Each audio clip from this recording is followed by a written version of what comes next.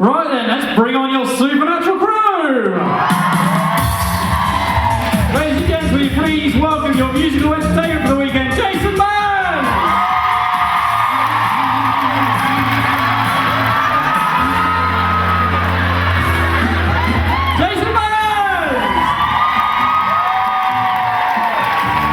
Please give a warm welcome to our bonus guest,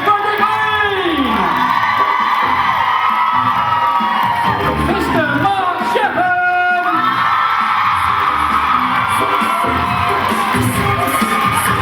Miss Cindy Sampson! Brock Kelly! Mr. Richard Spade Jr.!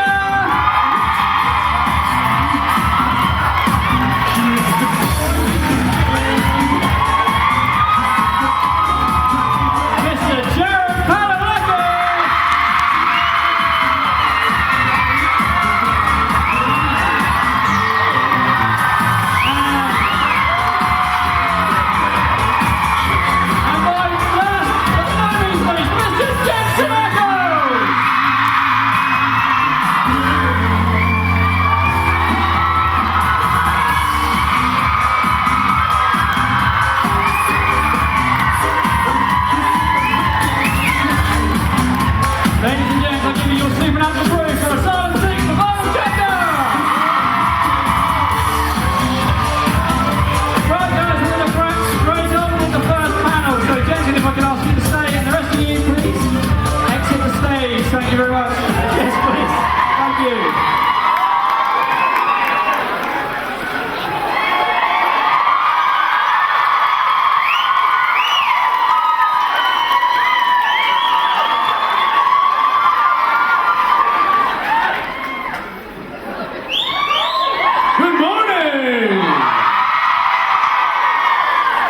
Oh, wow, it's good to be back. A lot of flashing going on. Got a lot of hot lights and a lot of flashes. So I'm going to be squinting for the next... Actually, I should put my sons up, but I won't, because that's rude. In fact, if you'll allow me, I'm just going to get a little comfortable, because we just got here.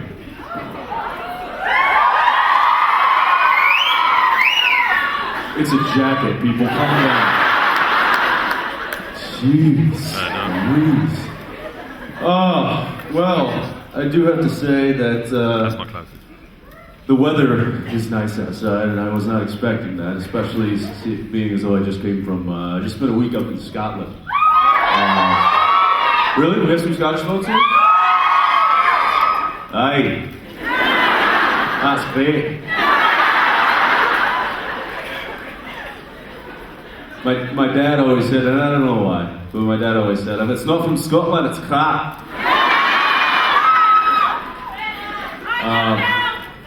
I can't understand you. Nor could I really understand anybody in Scotland, so... but it was a good time. I went up there and I had some fun and played some golf, and there may have been a little whiskey tasting going on here and there. And they know how to do that up there, so that was good. And but anyway, it's good to be here. I think it's been, what, 2 years? Yeah? Do we have some people who were here the last time? No? All right. Well, good to see you guys again. And anybody, I guess the rest of you are new, right? Good. Glad we cleared that up. Well, all right. Well, let's. I don't know how much time we got, but let's get to some questions so we can start talking, and I can start making a fool of myself. So, do we have? Do we have a line of what? Hey, look at that! You have spotlights now. So, if anybody, and there's nobody lined up to ask me. This is going to be a really boring panel. Come on, people! If you have any questions, stuff like here we go. All right. It's like a game. Come on down! Well done. Right. She's going to read hers. I've got my list. We know you're an awesome singer. If you were asked to guest star in Glee, would you go in?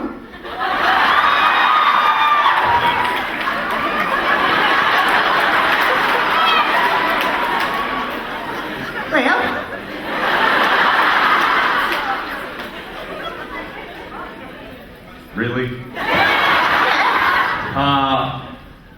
slower. But you said you spent a weekend in Scotland? I got Scotland. Okay? Maybe we could do this in charades. Okay, right. If you were asked to guest star in Glee because you're a good singer, would you do it? If I got asked to guest star on Glee? Yeah.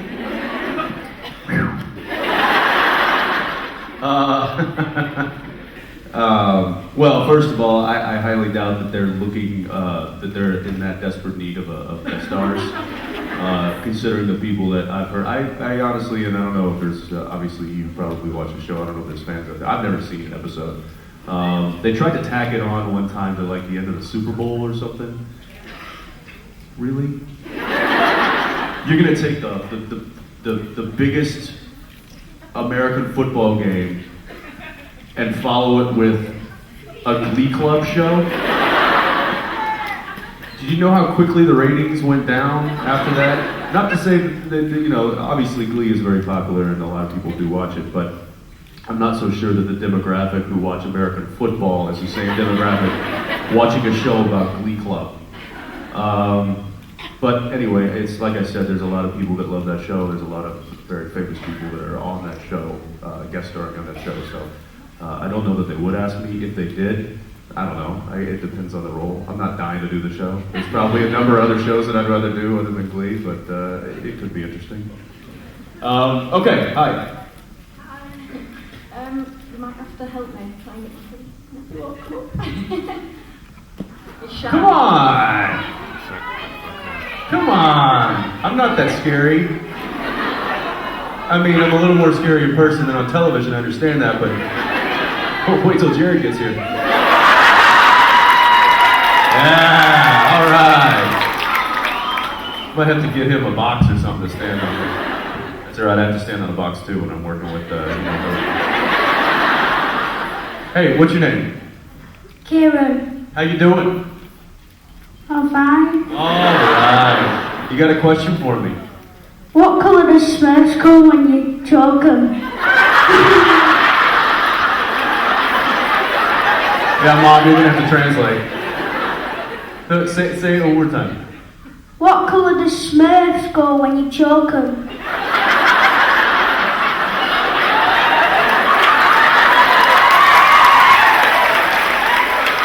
This is a joke. Did he say what color do Smurfs turn when you choke them? What color? Don't know, I'm asking you, you're the expert.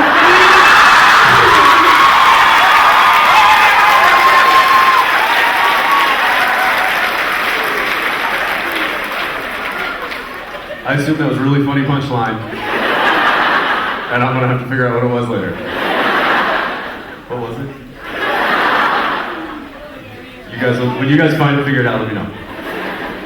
Oh, I see. I gotcha. That's very funny. Is that the question? That's a good question. I don't know. I'd have to ask some experts, of which I am not. But thanks for your question. He's just looking at me going, sucker. All right, buddy, I'm watching you.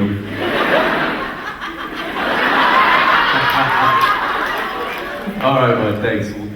We'll talk later. Hi. Hi. My question is, has there been a particular character development of Dean that when you've read it or when you've acted out that's been really surprising you haven't seen coming, or has it been a development that you kind of expected? Yeah, there's definitely been, you know, curveballs and loops and turns that I didn't think they were going to go. And of course, as most of you know, the show, there's no telling where it's going to go and where we're going to end up. So I can't, no one particular thing comes to mind. Well, no, I will say that I didn't expect Dean to play such a big part in the mythology as he did in the 5th season with the whole Michael thing. I didn't expect that to ever come to fruition. I thought that he was just always going to be, the older brother looking out for his younger brother who had this destiny that he was going to try and, keep him from. I never thought that they would bring Dean's character into the mix that heavily. But it was kind of cool because I think it gave more of a validation to the character on the show. Not that he needed validating, but I did like that aspect of it. And there's been a lot of them. There's been a lot of little ones too. The domestication of Dean, as I like to call it, from the beginning of the season 6. That was an interesting side of him to have to play. I will say that it was nice getting back into the Hunter Dean. Having to deal with soulless Sam was a bit of a challenge for me. I didn't expect it to be that difficult, but it was. I've talked about that before. How just when two characters or two actors, I should say, play the same characters together for so long, there's a chemistry and there's an ebb and flow between those two people, and when that is cut off, it really kind of throws you off and puts you on your heels. And I had trouble adjusting to that quite heavily. But so I was very happy once Sam got the soul back. I was like, oh, geez, finally. Now I can go back to being the jerk. Thank you. Thank you. Hi. Hi. In the Dark Side of the Moon, Dean and Sam visited lots of different heavens. If you could go to anyone's heaven, whose heaven would you go to? If you could. If I could go to anyone's heaven, Yeah. whose heaven would it go to? Yeah. Whew. Let's see, I'm trying to... of the character? You or Dean, doesn't matter. Me or Dean? Yeah. I'd go with me. I'm probably much more favorable in the heaven realm than numbnuts. The Dean is... I think Dean's made it pretty clear that he has no interest in heaven. He has no interest in going there. He has no interest in going to hell either. He'd just like to hang out with his Impala and drive around. I'd have to say I'd probably stick with where I'm going. I'm good to go. Thank you. Hi. My question is, what was your reaction when you read in the script that Dean would be obsessed with the fairies? That was another one of those twists and turns that we were talking about earlier. And I do remember reading that and just going, what? And not quite sure where they were going with that or how that was going to work. And like many times on this show, I'm just like, all right, let's do it. And I just try to put Dean in that situation, and if it's so out there, then you've got to make it funny. And they helped me make it funny with David Bowie in there. That was awesome. It's just one of those things. Like they always keep us guessing just as much as they always keep you guys guessing on what's next. I mean, we've had fairies, we've had Japanese game shows. It's like we've had them turn into us. It's like what? How far out of the box can we think? And they'll do it, especially with Ben Edlund on the crew. I mean, that guy is a mystery unto his own. But we love him, and we're glad to have him. So, thanks. Yeah. Hi, over here? Yeah. Yeah. During your fight scenes with Jared, have you actually hit him? And did you like it?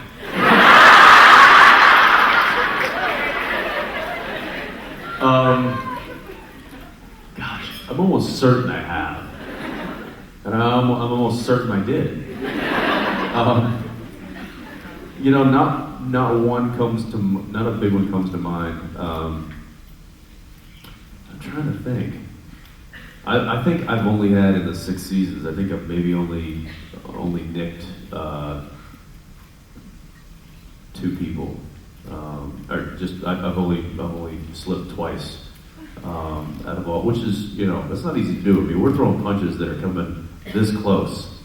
So, and it's full punches. But who did I just recently clipped somebody.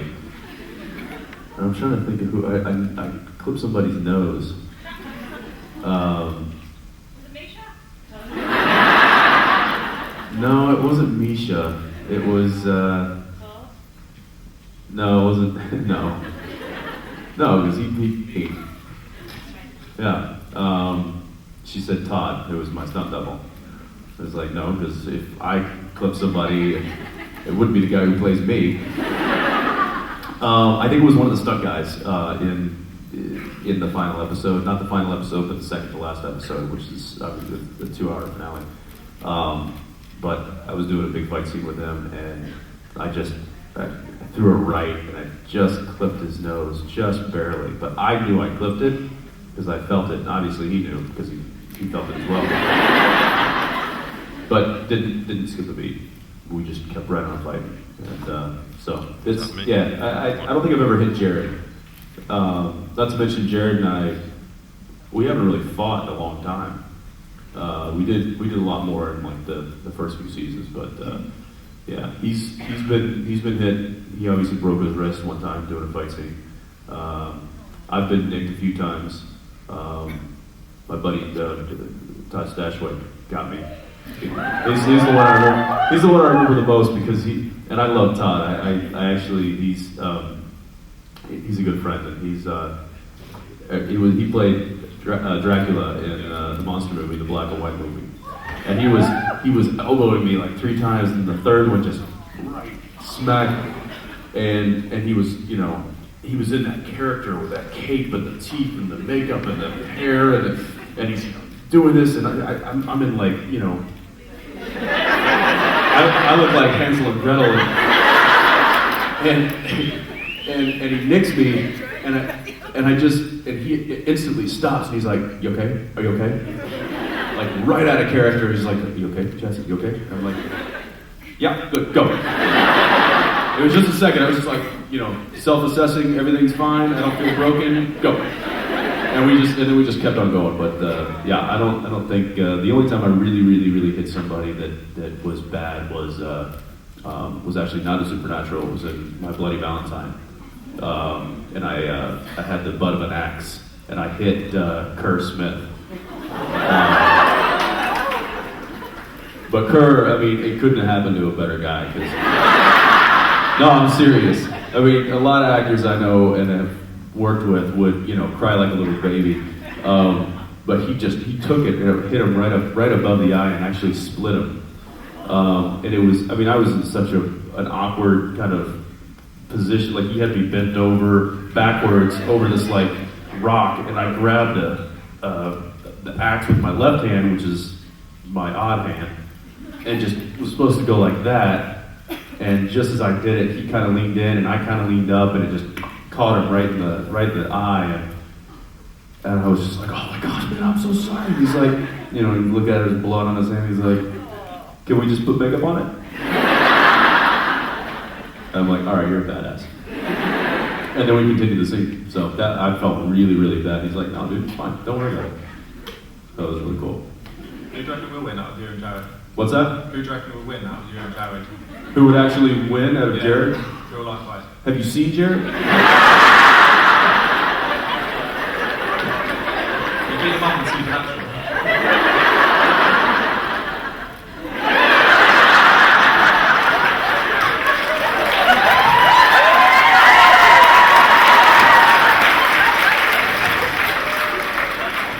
I'd whoop his ass.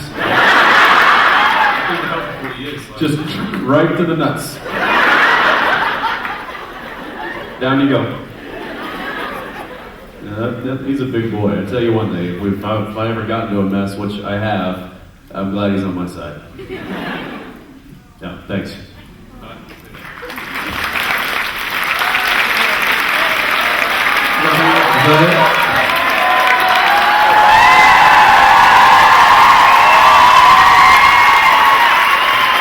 Alright guys, I gotta go. But I shall return. Ladies and gentlemen, Jensen!